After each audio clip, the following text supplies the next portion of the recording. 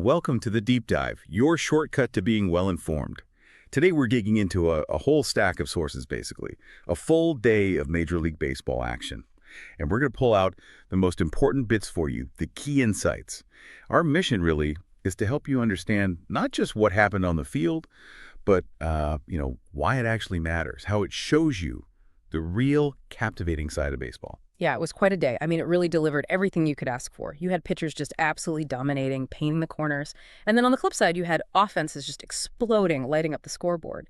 So it gave us this rich picture of strategy and high-octane drama. And we're here to sort of guide you through that, connect those game moments to the bigger MLB picture. Absolutely.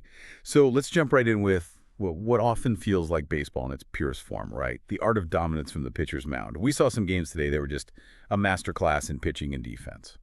Okay, let's unpack this a bit. When you have games decided by 1 run or even 0 runs, what really defines that tension? How does that work? Well, it's definitely more than just a pitcher having a good day, you know? Yeah. What's really fascinating in these tight, low-scoring games is the sheer pressure, the precision needed on every single pitch. You're watching pitchers who aren't just throwing hard. They're executing game plans. Yeah. They're hitting their spots, exploiting weaknesses, and trusting their defense completely. It's like this whole ecosystem working together perfectly. Right, like a chess match.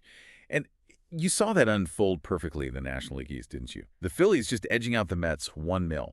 And that single run, it wasn't luck. It felt planned. I think it was a hit and run in the third. Caught the Mets infield just a bit off guard. But the real story, like you said, was the pitching. Both starters were incredible.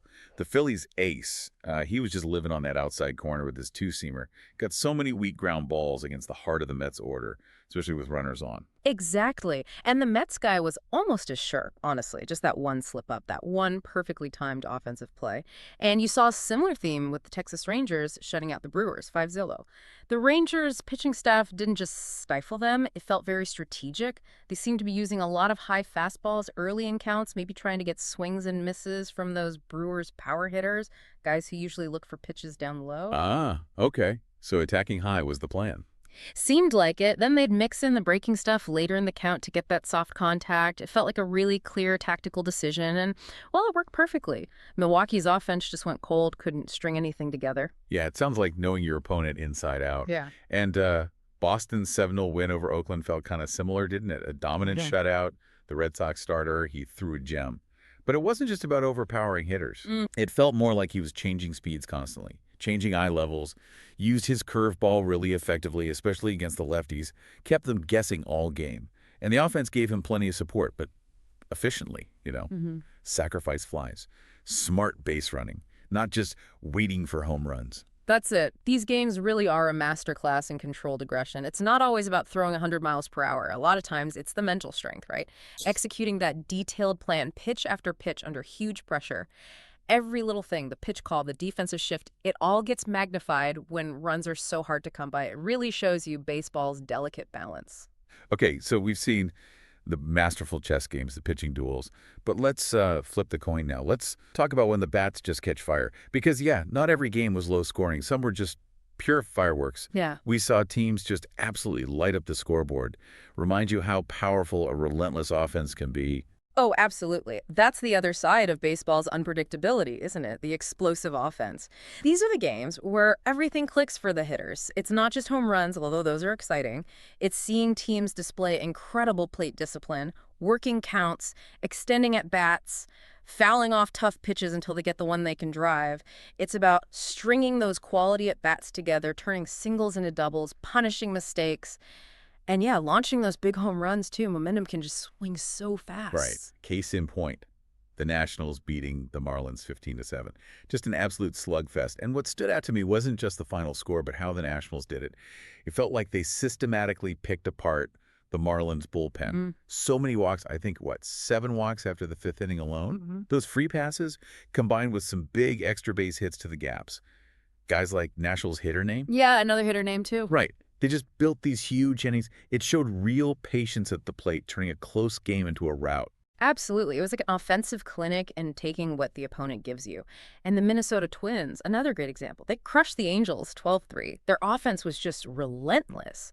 But again, not just raw power. Remember that steal of home by Twins player name? Oh, yeah, on the pickoff throw to first. Exactly. Such a heads-up, high IQ baseball play completely shifted the energy, that kind of smart, aggressive base running, plus just consistently putting the ball in play and finding holes.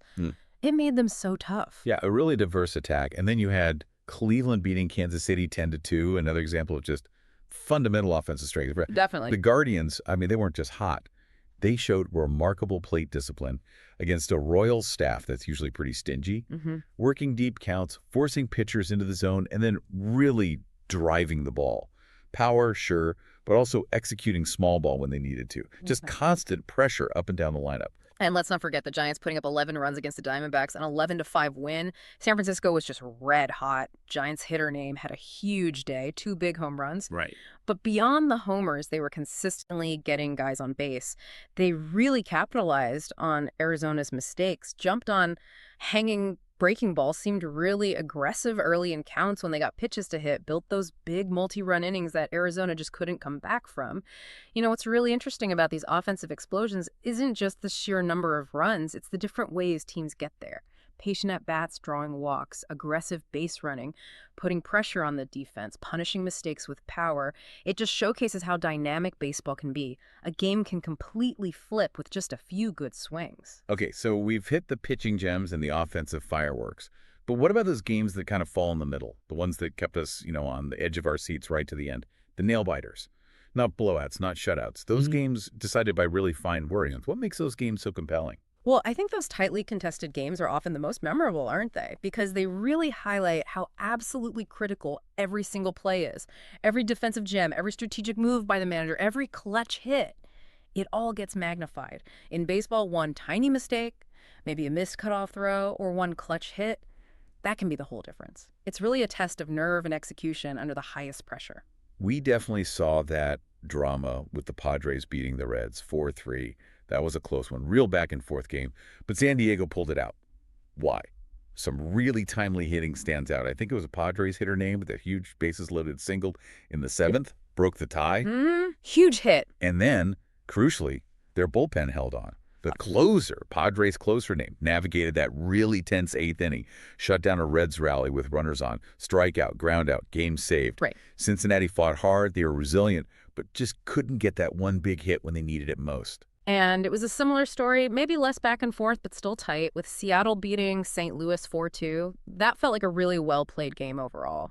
Seattle just had the edge. Their starter, Mariners pitcher name, was excellent, kept the Cardinals scoreless through 6, really commanded the inner half, got lots of pop-ups. Yeah.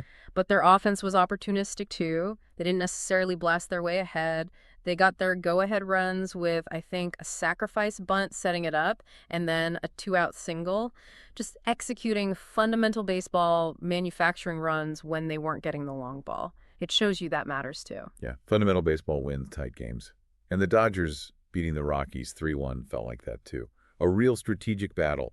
Both teams pitched well, but the Dodgers staff just seemed to bend without breaking. Right. Their relievers kept the Rockies to just that one run, even with runners on base. Made big pitches, got double plays when they needed them. And on offense, they just pushed across enough runs, clutch hitting, 2-out hits. Dodgers hitter name had a big one in the 6th. It just showed their ability to win those close ones, even when the offense isn't firing on all cylinders. Disciplined baseball. Exactly. And let's round this out with the Braves beating the Cubs 4-1. Atlanta just keeps rolling. Another example of a balanced attack. Their pitching was effective, kept the Cubs' power hitters quiet by staying away from the middle of the plate. Smart pitching. And the offense was just efficient. They really hit well with runners in scoring position. That 2-run double from Braves hitter name was the key blow. Gave them the breathing room they needed. Right. It wasn't maybe the flashiest win, but it was super effective. Showed how they pounced on those small opportunities. These close games, they often tell you the most about a team. They really put a spotlight on the manager's decisions of the moment, the players executing under stress, and just the overall team composure when things get tight. For a lot of fans, that's the heart of baseball drama, isn't it? It's incredible. Yeah, what a fascinating day of baseball all around. Yeah. So, stepping back for a second, What really stands out to you from this whole slate of games? What does it tell us, and maybe tell our listeners who are following this season closely, about where things stand? Well, I think the day's results give us some really valuable clues about the ongoing narratives, right? You see teams like the Braves and the Guardians reinforcing why they're contenders. It's that balance, strong pitching, timely hitting, solid execution. They look built to last because they play disciplined baseball consistently. Right. Then on the other hand, you get these offensive outbursts from teams like the Nationals and the Twins.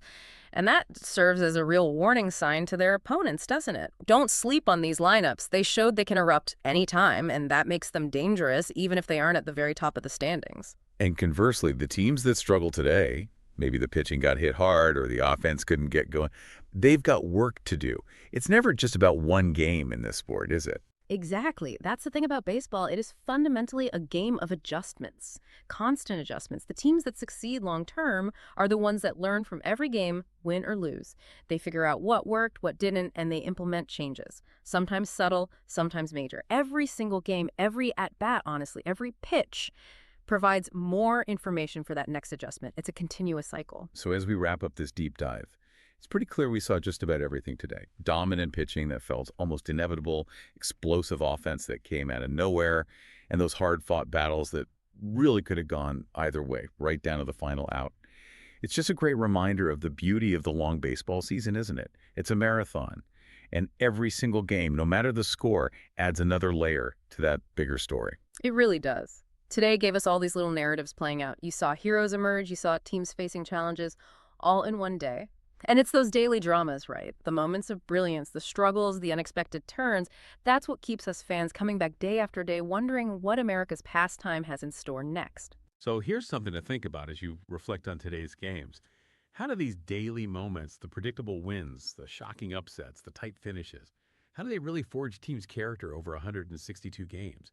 How do today's flashes of brilliance, or maybe today's struggles, compound over time, not just in the win-loss column, but maybe in the team's belief, its resilience, to define what that team ultimately becomes?